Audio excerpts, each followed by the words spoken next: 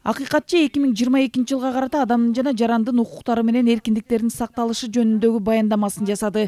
Атыр Абдрахматова бул багытта акыйкатчынын жасап жаткан иштеринин жыйынтыктары тууралуу маалымат берип, балдардын жана аялдардын укуктарын коргоо багытындагы абалга өзгөчө көңүл бурду. Укугу бузулган аялдар, энелер, балдардын укуктары бузулган учурда дагы тилекке каршы укук коргоо органдарына кайрылып, кандайдыр бир адилеттүүлүккө жетем деген түшүнүк жок. Элдин ошол ишенбестиги, сүйлөшүүлөр болуп, баары бир тааныш тууганын же акча каражаты менен же болбосо башка созуктуруу ыкмалар менен чындыкка жетпей калам деп коркконунан. Экинчиден, ошол жергиликтүү коом арасындагы зордук зомбулук болгону билип калса, кайтадан мына мени күнөөлөшөт жана башка деген да коркунучтар бар. Бирок көпчүлүк депутаттар акыйкатчынын баяндамасын токтотуп, ашыкча талкуусуз добуш берүүгө өтүү демилгеси менен чыгышты.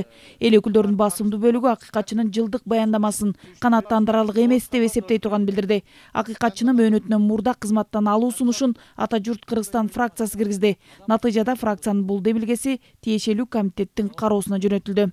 Фракциянын чечими бар. Ата журт Кыргызстан фракциясынын жактырылбасын деген чечим бар. Азыр письменный алып келе жатат окшойт. Ошону добушка коюп бериң. Биз азыр акыйкатчынын маалыматын эске алган жокпуз. Калган чечимди, саясий чечимди акыйкатчы өзү чыгарыш керек. Болду, сөз бүттү. Жогорку кеңеш позициясын билдирди акыйкатчыга. Акыйкатчынын баяндамасын буга чейин конституциялык мыйзамдар, мамлекеттик түзүлүш, сот, укук маселелери жана жогорку кеңештин регламенти боюнча комитет карап, эске алуу чечими кабыл алынган. Бирок жогорку кеңештин жыйынында бул чечим четке кагылды. 14 эле депутат колдоп, 41 депутат каршы добуш берди. Орун алыңыздар, добуш бериңиз, аппарат кошумча каттоо бериңиздер.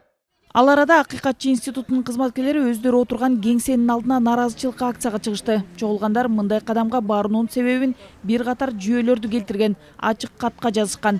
Ага ылайык нааразы болгон кызматкерлер акыйкатчы аппаратында 19 бош орун бар экенин айтып, чындыгында азыркы күндө акыйкатчы аппаратында 24 толукталбаган бош кызмат оруну бар. Бул жалпы кызматкерлердин 30%-ын түзөт. Буга чейин мындан да көп болгон деп жазышкан ачык катка. Биринчи кайрылуубузда акыйкатчы аппаратынын 37 кызматкеринин колу коюлган кат менен кайрылганбыз. Анын ичинде 22 талап бар. Ошо талаптардын аткарылышын биз талап кылабыз. Биз башында Атыр Абдрахматованын мыйзамсыз иштерин болтурбоону талап кылганбыз. Бүгүнкү күндө ал иштери орундалбаганына байланыштуу жогорку кеңеш өзүнүн баасын берет деп ишенебиз. Эми жогорку кеңештин тиешелүү комитети Ата журт Кыргызстан фракциясынын акыйкатчынын мөөнөтүнөн мурда кызматтан алуу маселесин карап, 7 күндүн ичинде кайра палатага киргизиши керек. Нургүл Жумабекова, Азамат Кыдыр Токтоев, Ала Тоо 24.